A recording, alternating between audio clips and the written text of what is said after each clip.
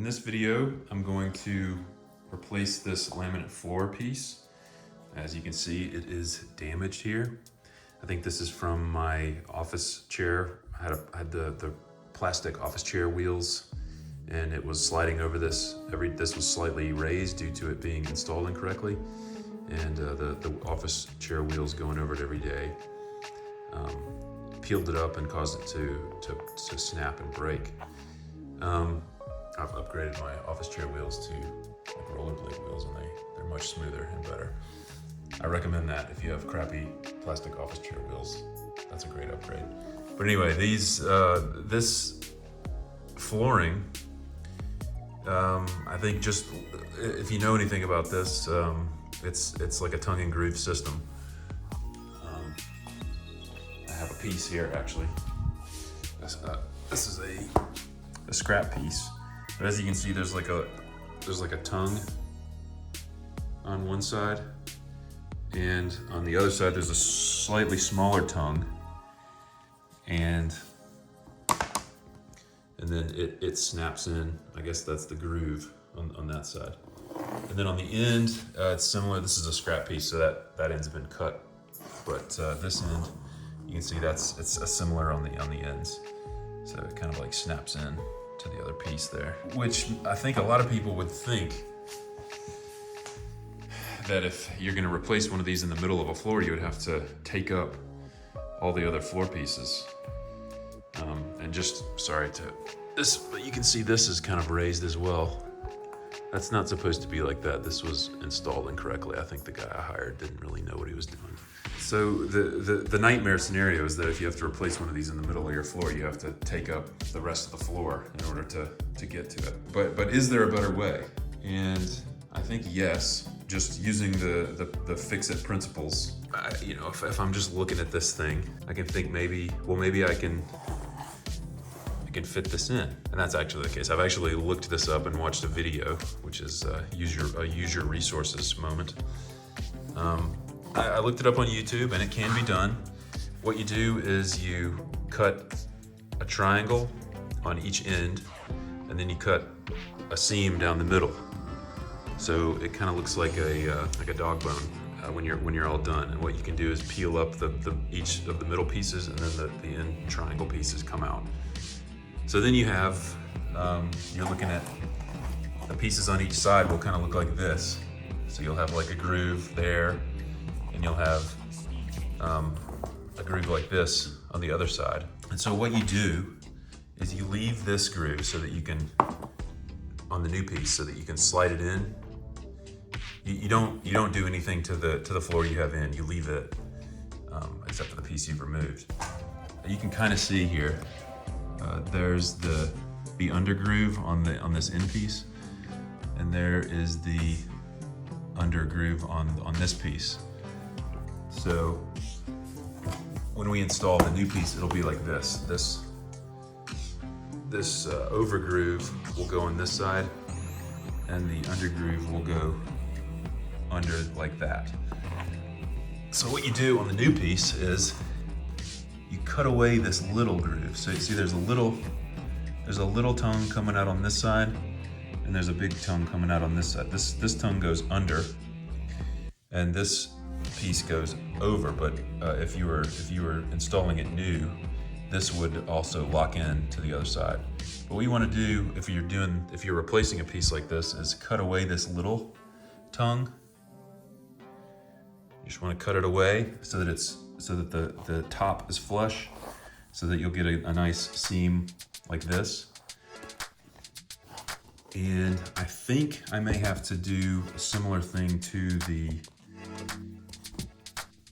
over piece, but maybe not with this. I have kind of a different flooring system. It's just a different brand than the one that I saw done online, so I may not have to actually do anything to the edges, but we'll see. You may have to actually like chop away this corner so that it can fit in, and that'll make more sense once we get in there. I'm gonna go ahead and just tape this piece off so that you can see it better, and then I'm gonna cut this, take it out. Oh, and also to secure this, once you put the new piece in, you use glue. you would not use glue when you were installing it new, it would just fit together like a tongue and groove. But if you are replacing it like I am, you have to put a bead of glue, just super glue, on each of the tongues underneath, and then you pop it in and weight it down overnight, and it'll be good.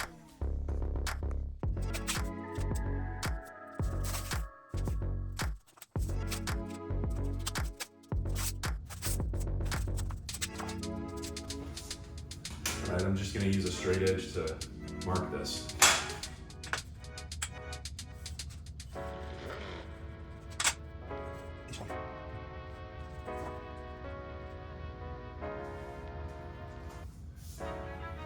Looks kind of like a Blair Witch symbol a little bit.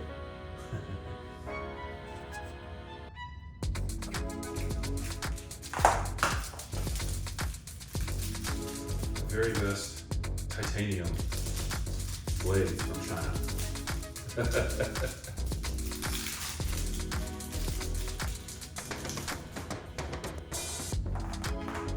By the way, this is a very useful tool if you want to make straight cuts in anything, sheetrock especially. But if you want to make straight cuts and do stuff like this and have a lot of control, one of these multi-tools is fantastic. Always wear eye protection. You never know, especially if your blades are made in China. Okay, let's go.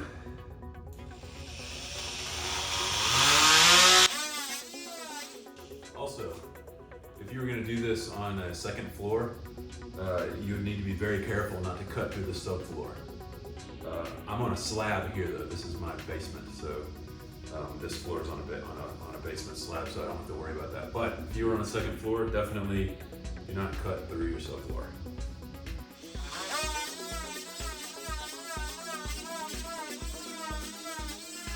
Be careful when you get to the ends because you don't want to cut through the tabs of the surrounding boards. So I'm going to just stop like a 1/4 inch from here.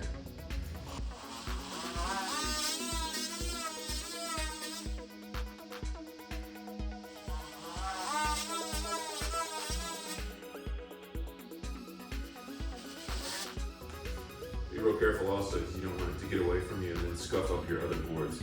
Here I can actually see the tabs, so I know where to stop.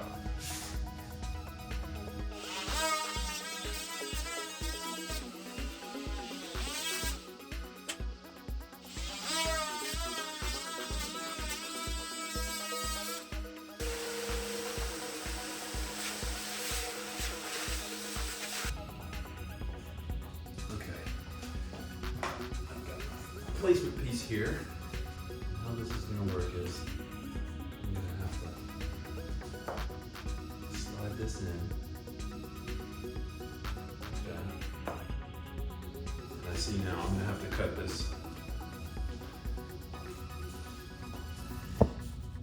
So this will slide underneath. This may also have to come off. I think I saw a couple videos like that where they cut this whole tongue off the end. Okay, so this definitely comes off. This little tongue will definitely come off. I'm gonna use this as a cutting board. I'm just going to go along this edge. Just take this off a little bit at a time. I'm going to score it a bunch of times.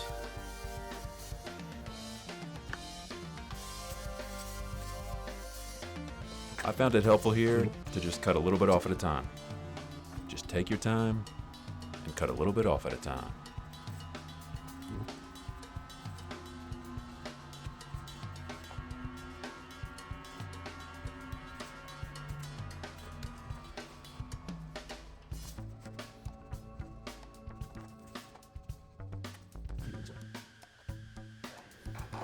Nice. He took his time.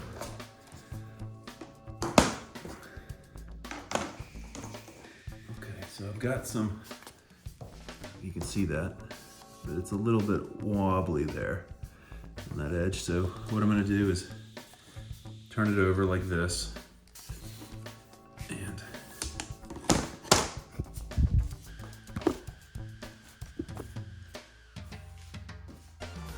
just go down this angle.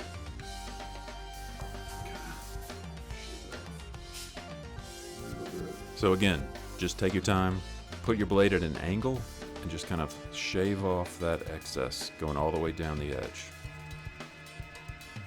This part of the process is tedious, but just take your time, do it right, so that you have a nice flush edge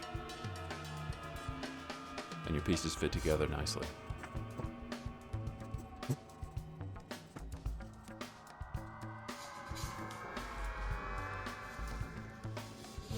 Oh, sounds like women came home. Hello? Hello? Good. Ready, we're hungry.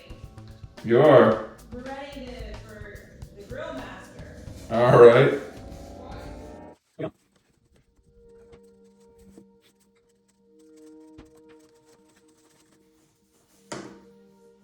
All right, I think that's pretty good. All right. Pause for now. Women want barbecue.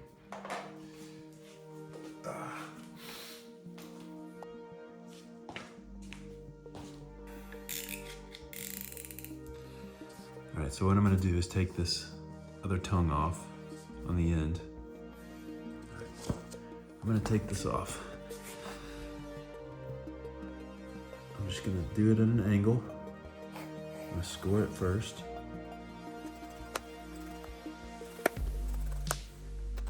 Yep. I'm just gonna dry fit this. Let's see if it fits. So this actually ended up being the most pivotal part of the process. If you don't get the edges to fit together properly, then the opposite edge will not sit flush, and it's a really slim margin on whether or not they fit together properly. You have to like really get it at the right angle for it to slot in.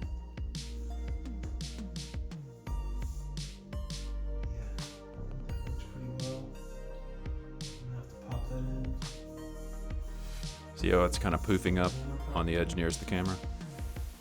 That's bad. Hopefully that sticks in. Cool. I'm just using Gorilla Super Glue. I'm going to put a bead along these contact surfaces.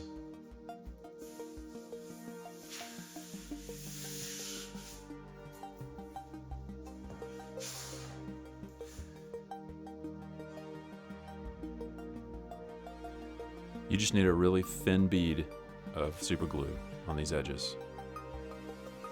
And like you'll see in a minute, you only need to glue the male edges. So that edge with the tiny little tongue that I'm doing now, you do not need to glue that.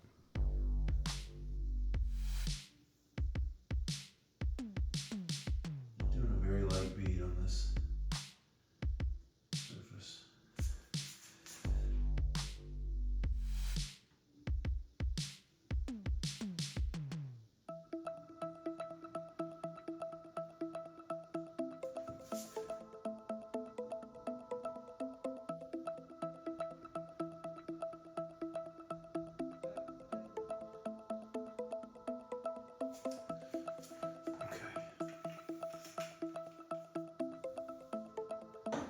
So like I said before, especially after you've put glue down, you have to make sure that the tongue and groove are properly mated. Otherwise, the opposite edge will not sit flush, and you won't be able to attach the panel properly.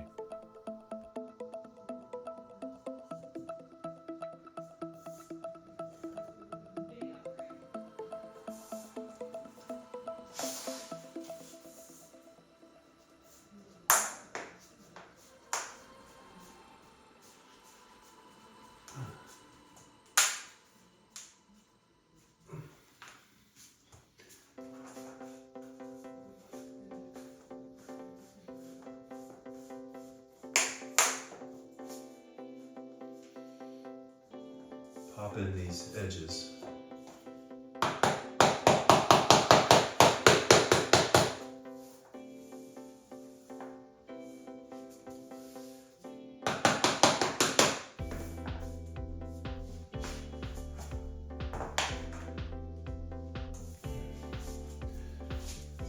It's like a millimeter short here. It's not perfect. Didn't turn out perfect for me. Pretty close.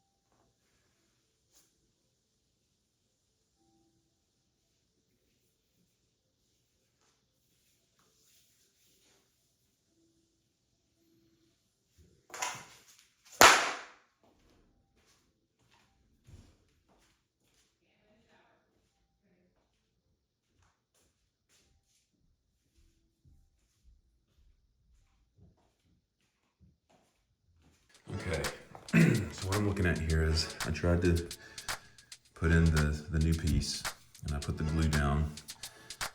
The new piece would not snap in correctly. It also, I kind of snapped this piece while putting the new piece in. And then when I took the new piece out, it shredded this. It shredded this tongue on the opposite side. So I think what I'm gonna have to do is replace this board, replace this board, replace this board, because I've got to replace these tongues, and this board, because it's got glue, and this board. So that's, I think, 1, 2, 3, 4, 5, 6 pieces. I've got a new box. I bought several extra boxes of this stuff when we did our floors, just in case for moments like these, and also for remodeling if we ever do the bathrooms. But I'm using it up here, unfortunately. So hopefully this works, and we'll see how it goes. I also think if I do this again, I'm only going to put glue on the tongues that stick out. I'm not going to put it on this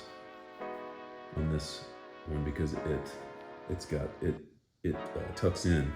With the piece will have a tongue on it, so I don't think the glue is needed. I think that's probably why I shredded this, so that was a mistake.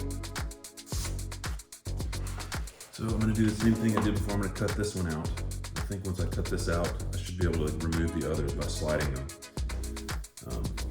Hopefully that's the case. Because cutting these things is not the most pleasant thing in the world.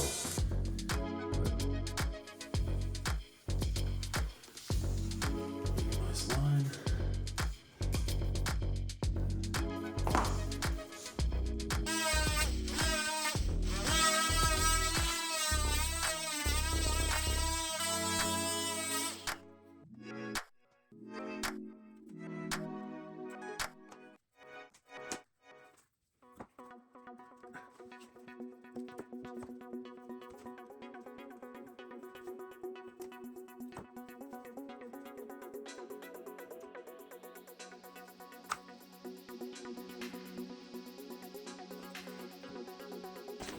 So what I'm doing here is actually pretty risky business.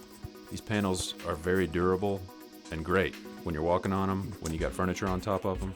But when you're installing them or taking them apart, the little tabs that hold them together are very delicate, so you have to be very careful not to break them. However, I wanted to reuse as many of these panels as possible, so I opted to just take them apart like this. If you're doing it this way, just be very careful. One thing I need to show is that sometimes these little bits can get caught in the channels. You need to make sure those are clear. I'm like giving advice on this like I know what I'm doing. Okay, there we go. That's clear. I'm gonna have to check all these channels to really make sure that they are clear of debris.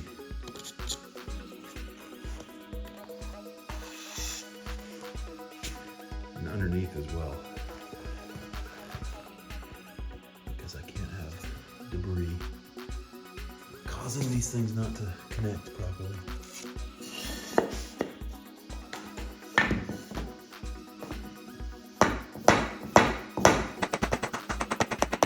So for this, you can see that what I'm doing is tapping it in place. Just took a little piece of 2x4, put it on the edge, made sure that it never got off kilter. Just tapped it right on in. It's tedious, but it worked.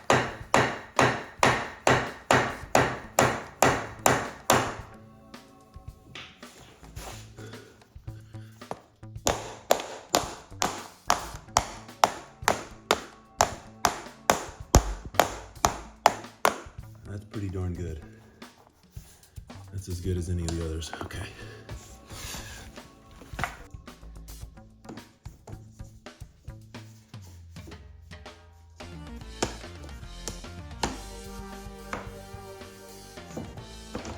And here you can see me kind of wrestling with getting the tabs lined up correctly. Just takes a little finagling.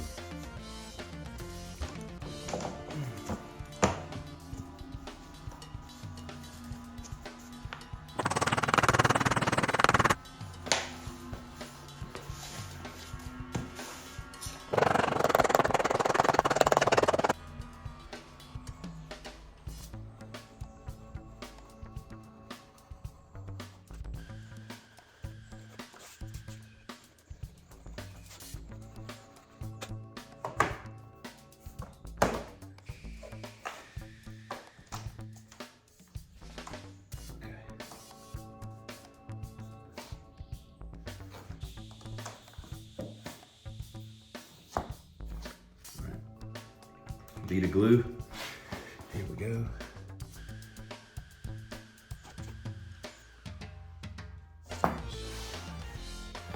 Make sure that it seats correctly.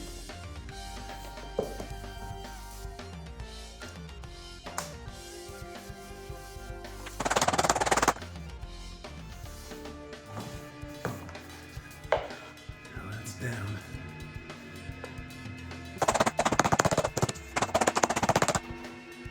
Okay, just gonna weigh this down so that the glue will set.